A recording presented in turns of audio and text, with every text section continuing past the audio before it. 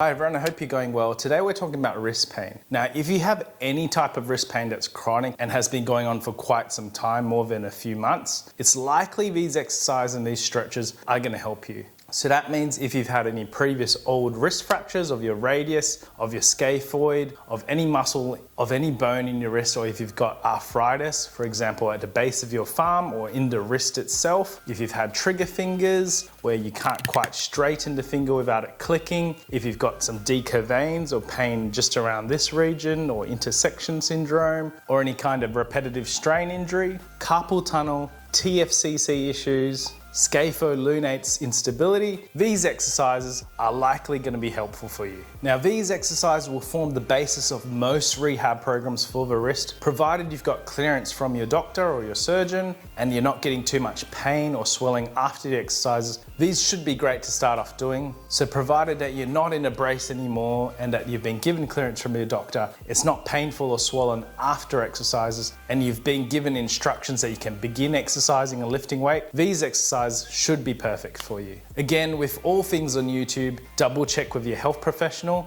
as I am not your physiotherapist. I'm just some dude on the internet.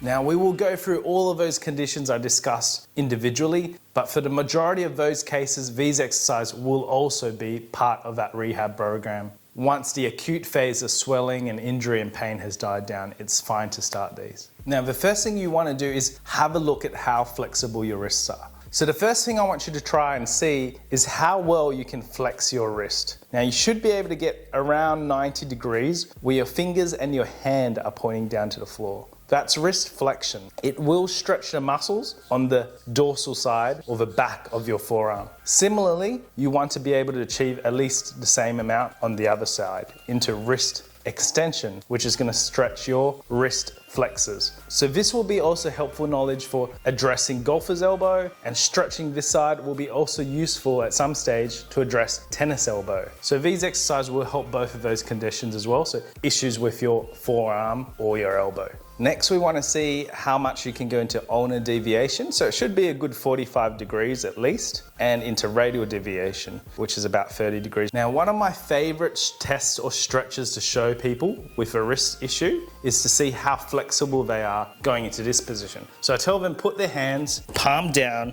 between the crotch and actually sit on it. Can you keep your hands all the way down to the plinth? So the whole palm is pressing down into the plinth, and then vice versa. So now you're going to have your hands pointing the other way, and I want your whole back of your arm pressing down into the plinth. So that should give you a very good stretch on both sides of your wrist. Now, if you can't get those full ranges of motion, it means that you're a little bit on the stiff side, which is quite common because we do tend to hold our wrists in a flex position on the iPad or on the phone or on the keyboard or on the mouse. So if you aren't at that stage yet, you can just simply stretch by using your hand and pull in each direction and hold it until you feel the stretch. You could also repeat that against a wall, so press into the wall, use that surface of the wall to actually flatten your wrists out in both directions, and eventually just standing up on a kitchen bench top and getting your the whole palm pressing onto the kitchen bench top in both directions. And eventually, over time, you'll be able to do that test between your crotch with your hands in both directions. That's an indicator of pretty flexible, healthy wrists, which is a good, admirable range of motion to be able to achieve.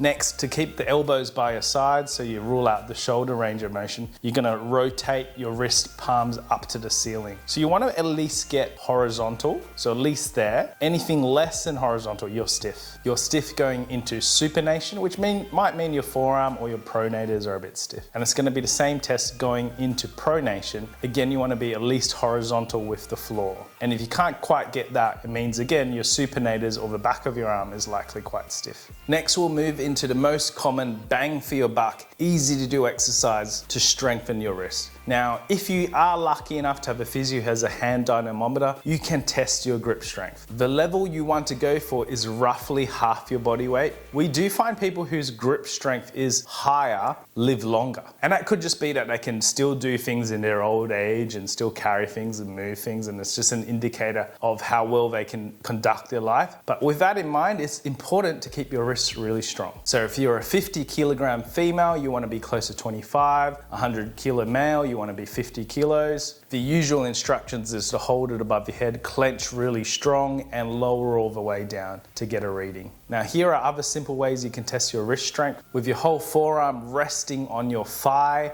wrist holding onto a weight, you want to lower it all the way down through full range of motion and curl it back up. This is wrist flexion. This will do the muscles on the volar or the front surface of your forearm. For most males, you want to be 5 kilos and above, able to do at least 10-15 reps. For a female, 4 kilos times 15 reps. Any lower than this, you could actually be a little bit weak in your wrist, and it's worth strengthening these muscles up. Check your side to side differences. So if your injured arm is lower than your unaffected arm, try to equalize it. Doing something as simple as equalizing your wrist strength, making your injured wrist the same strength as your unaffected wrist, is a key for rehab. Now, if you're a person who grips and holds a lot of things like a laborer or a construction worker, or you carry a lot of things in retail at your work, you probably want to be higher than what I've suggested. So height into 4 kilos times 15 as a female and 5 kilos times 15 as a male. This is very useful for treating golfer's elbow and carpal tunnel issues because those muscles affect both of those conditions as well as trigger finger. Now switching to the opposite direction, same setup, whole forearm onto your lap, not lifting your arm up and down, going into wrist extension. For males, we want this 4 kilos times 15 and females 3 kilos times 15. Now bear in mind, if you're only doing half reps, you've probably picked a weight that is too heavy for you. So if you can't go quite as high as you do with no weight, then it means that you're not going through full range of motion. A lighter weight is probably better for you. This is going to be very helpful for tennis elbow issues, Decavane issues, and most wrist rehab conditions. Now for wrist pronation and supination, we're going to use an Indian club. For a female, 2 kilogram Indian club is perfect. You want to hold it right at the bottom of the shaft. Again, you want to get right to the horizontal in both directions. And for a male, 3 kilos, we're going to aim for 15 reps. 1 rep being one direction and back. So wrist supination and then a full pronation will be 1 rep. So repeating that 15 times. Now, a lot of people will find it surprisingly hard, and you'll see that they'll struggle right at the end of range of motion, and it could be jerky or not so smooth going all the way through. If that's the case for you, hold it a little bit further up the shaft and it'll make a massive difference for you. If you don't have an Indian club, you can buy it online, of course, or you can get a mop or a broomstick, add a little bit of weight on the end, try and get to a weight that suits you, and try to use that to strengthen both sides of your forearm. You can also use that same Indian club for wrist radial deviation and ulnar deviation. So again, for radial deviation, you want to get to at least a horizontal, and for ulnar deviation, I want you to bring it as close to the elbow as you can go and all the way down. Again, we're aiming for 15 reps. 2 kilograms for females, 3 kilograms for males. Higher if you have higher requirements in your sport or your occupation. Now, these exercises will help you focus on your wrist. Now, a lot of bodybuilders, a lot of heavy lifters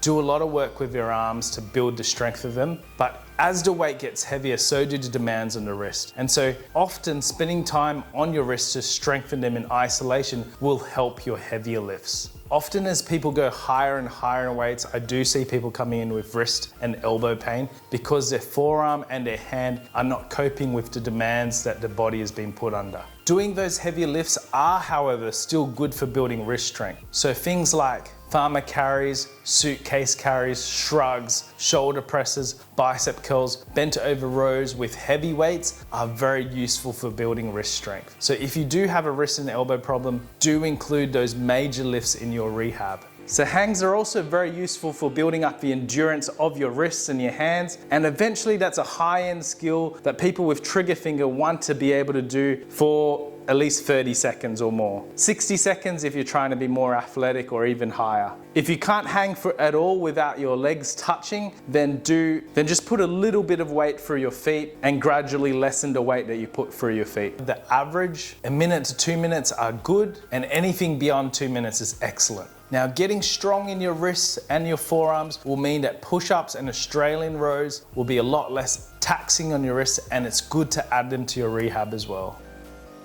All right, so this is a great exercise because you're using your whole arm, you're carrying your body weight through your whole arm, but it is transmitting through your forearms and into your hands. So you've got to have really strong wrists. all of these calisthenic exercises are great for strengthening your wrists. So there you go, guys. Try to first get your wrists more flexible, then try to get them stronger with simple weights concentrated on your wrists. Go to the heavier major lifts, adding more calisthenic movements like push-ups, hangs, and rows. Keeping it simple and progressing from there and getting to more high-end movements is the key for most rehab and is a great principle to follow for any injury that you have. Knowing what are average norms and side-to-side differences are a huge principle for addressing all physio-related problems. I hope you've enjoyed this video. Please like, follow, and subscribe.